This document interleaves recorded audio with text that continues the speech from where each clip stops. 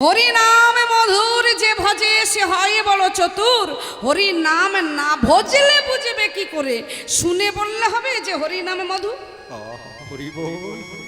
কেউ বললো ওরে হরি নামে কি মধু কি মধু।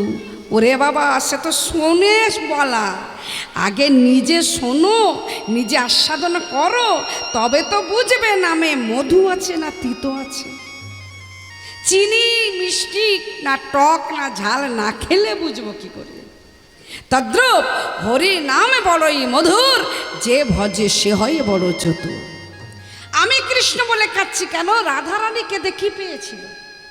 ও যে কেঁদেছিল 1 বছরও নয়, 2 বছরও নয়, 100 বছর ধরে। তাহলে আমি কেঁদে দেখব কি আছে। ভক্তরা আমাকে সেবা করে কি পায়, কি সুখ। আমি ভক্তের চরণ সেবা করে দেখব কি আছে। বলুন তো দেখি কার চরণ সেবা করেছিলেন? ভগবান কৃষ্ণ। ভক্ত সুদামা।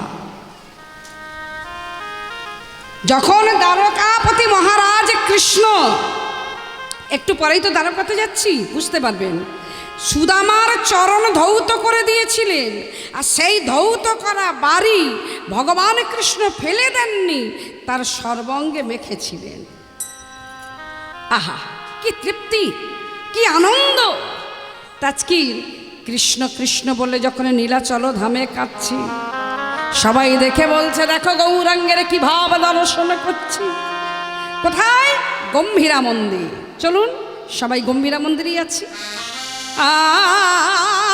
আমার গম্ভীরা,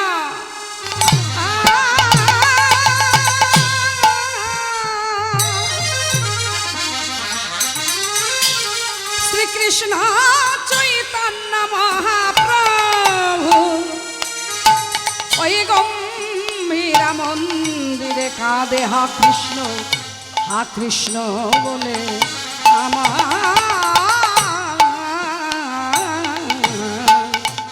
গোরা গোরা। আর গম্ভীরা মন্দিরে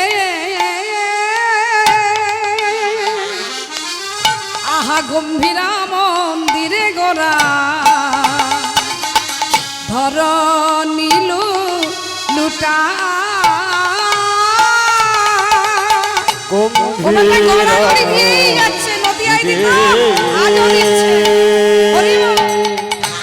গম্ভীরা মন্দিরে গোরা গোরাই আমার ঘর নীলু কোথায় কৃষ্ণ হা কৃষ্ণ বলি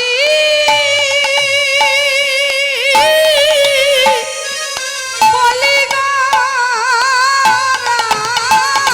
সতীর নন্দন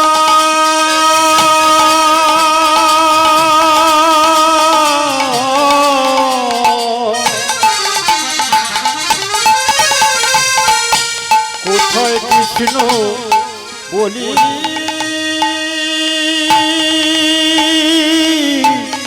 গোরা কোথা কৃষ্ণ বলি গোরা গোরা সবার সুধা কোথা কৃষ্ণ বলি গোরা কোথা কৃষ্ণ বলি গোরা গোরাই আমার সবার সুধা। বলে দাও বলে দাও বলে দাও বলে দাও বলে দাও বলে দাও বলে দাও বলে দাও আমি কোথায় গেলে কৃষ্ণ পাবো? বলে দাও বলে দাও কোথায় গেলে কৃষ্ণ পাবো? বলে দাও বলে দাও। বলেন ওহে নীলাচল বাসী আমি কোথায় গেলে কৃষ্ণ পাবো?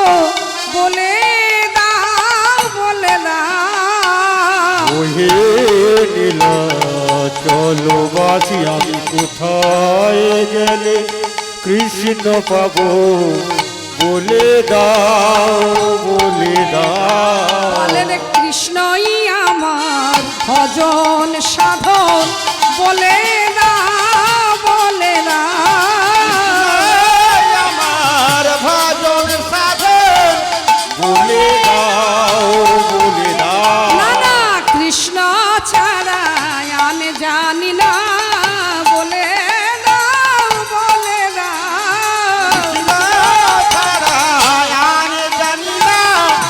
বলে দাও বলে দাও। আমি কোথায় গেলে কৃষ্ণ পাবো জানো যদি বলে দাও। কোথায় গেলে কৃষ্ণ পাবো জানো যদি বলে দাও হে। কোথায় গেলে কৃষ্ণ আমি জানো যদি বলে দাও হে। কোথায় গেলে কৃষ্ণ তোমরা জানো যদি বলে দাও হে। কোথায় গেলে কৃষ্ণ পাবো বলে দাও বলে দাও।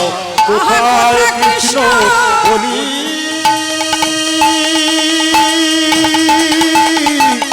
গোরা কোথা কৃষ্ণ বলি গোরা গোরাই আমার সবারে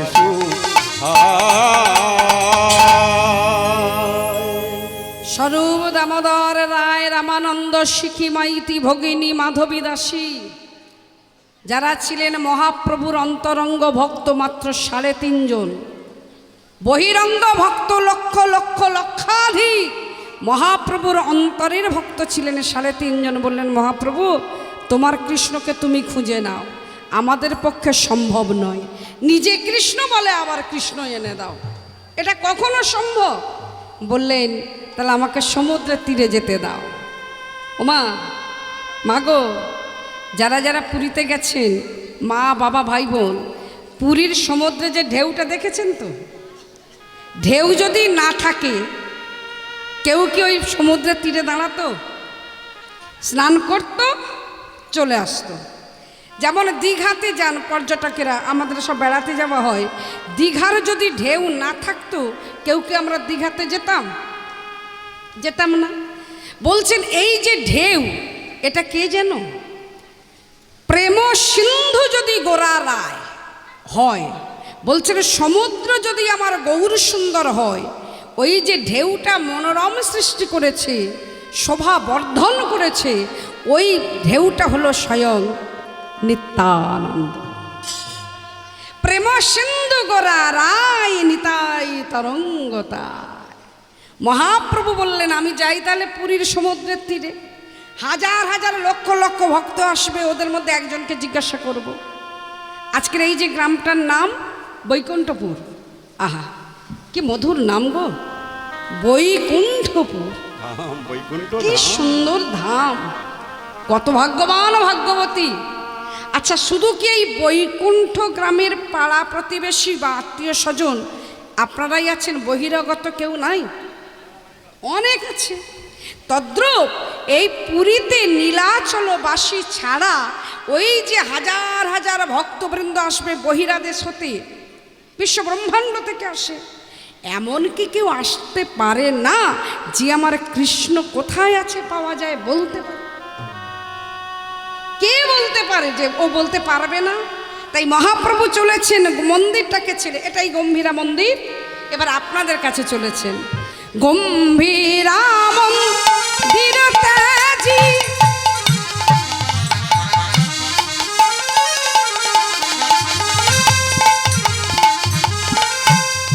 সমগ্র আড়ে আড়ে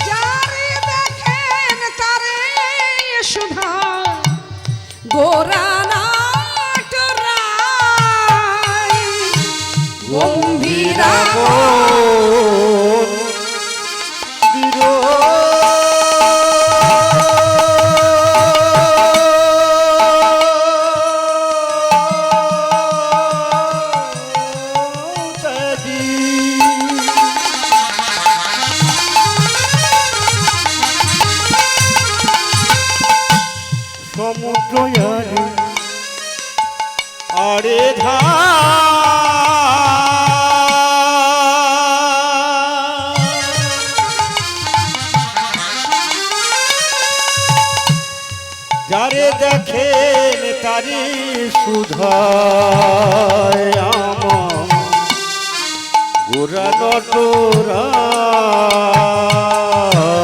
গম্ভীরাম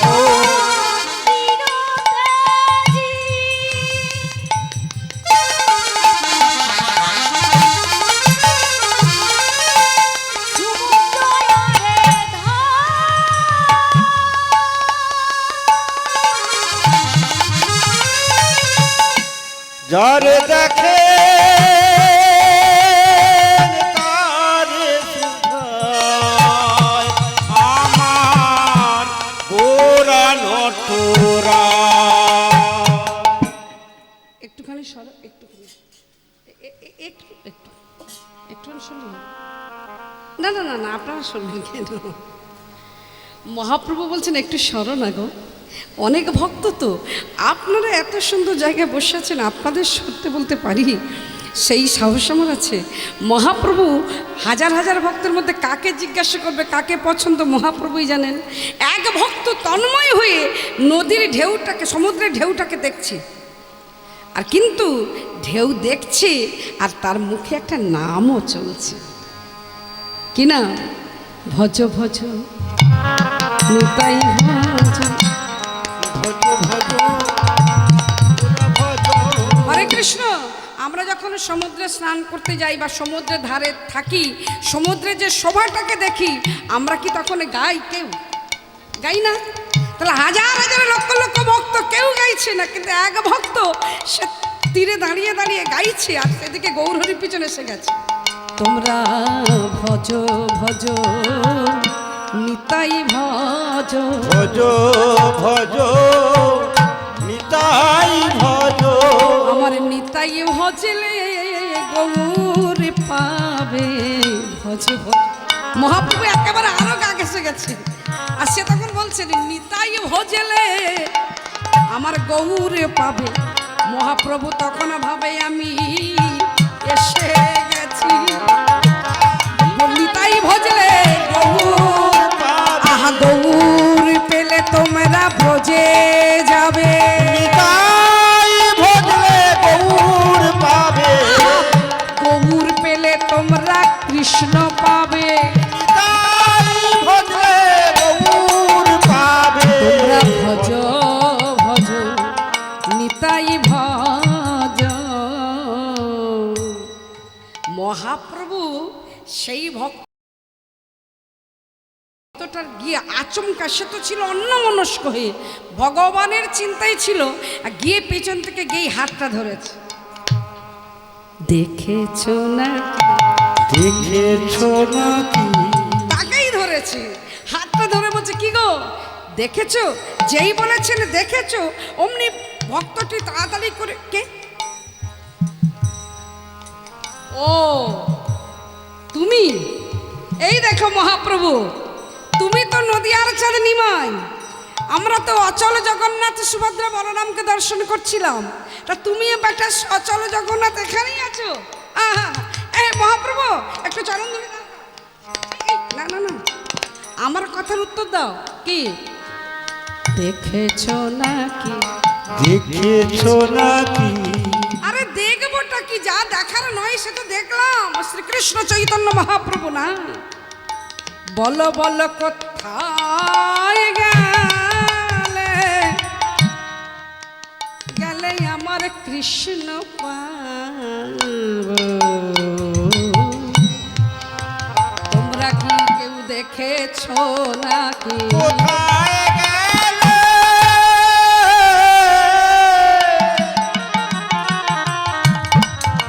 আমার কৃষ্ণ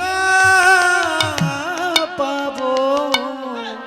তোমরা কি কে দেখেছো নাকি, কৃষ্ণ ছাড়া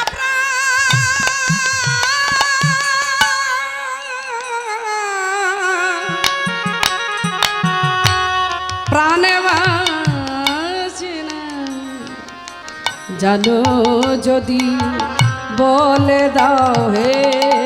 কৃষ্ণ ছাড়া আমার প্রাণ বাঁচে না,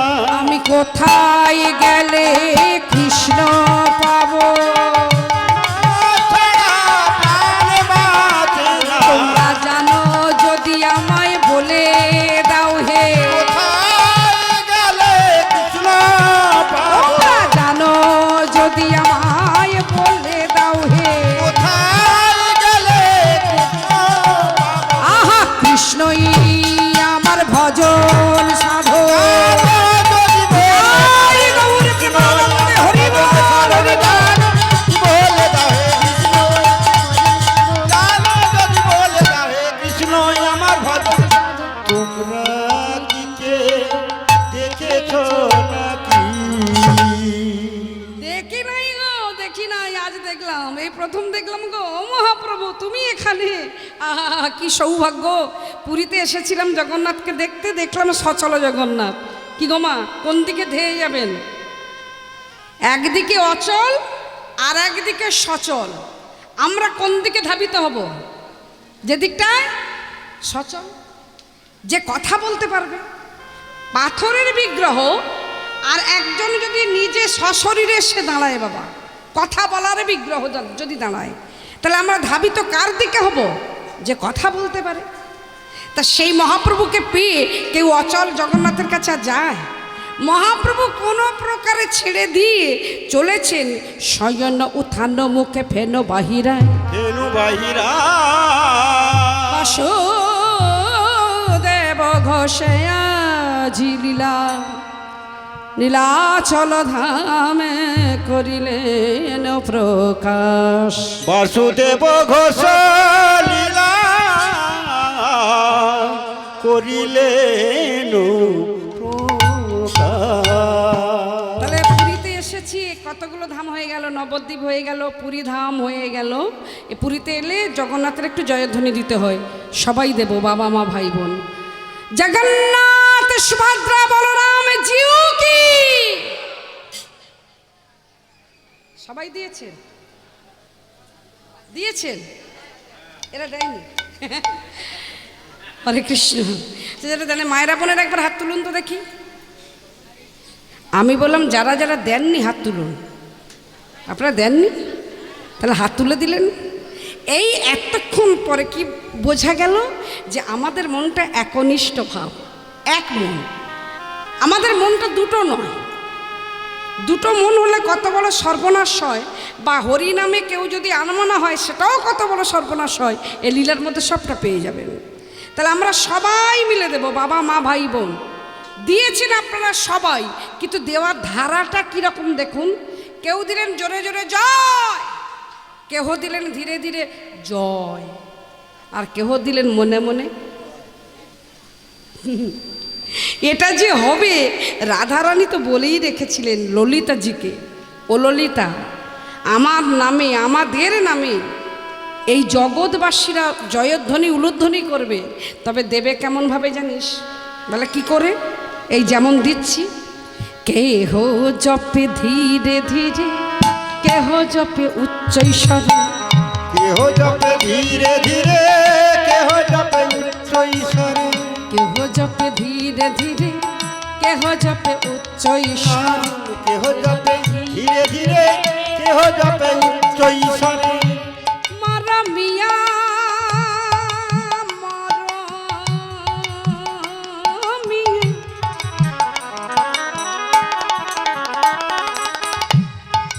কেহ যাবে ধীরে ধীরে, কেহ যাবে উচ্চৈস্বরে, আর কেহ কেহ বাজা পায় মনে মনে মনে মনে রে।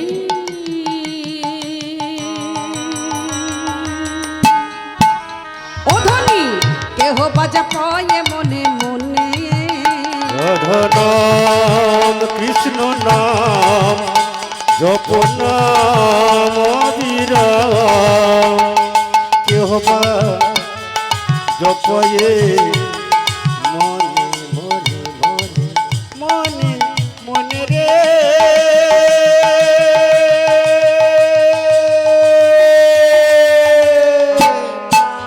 ও ধ্বনি কেহ বা জপয়ে মনে মনে, কেহ জপে ধীরে ধীরে, কেহ জপে উচ্চৈস্বরে, কেহ জপে ধীরে ধীরে, কেহ জপে উচ্চৈস্বরে, কেহ জপে ধীরে ধীরে, কেহ জপে উচ্চৈস্বরে, কেহ জপে ধীরে ধীরে, কেহ জপে উচ্চৈস্বরে।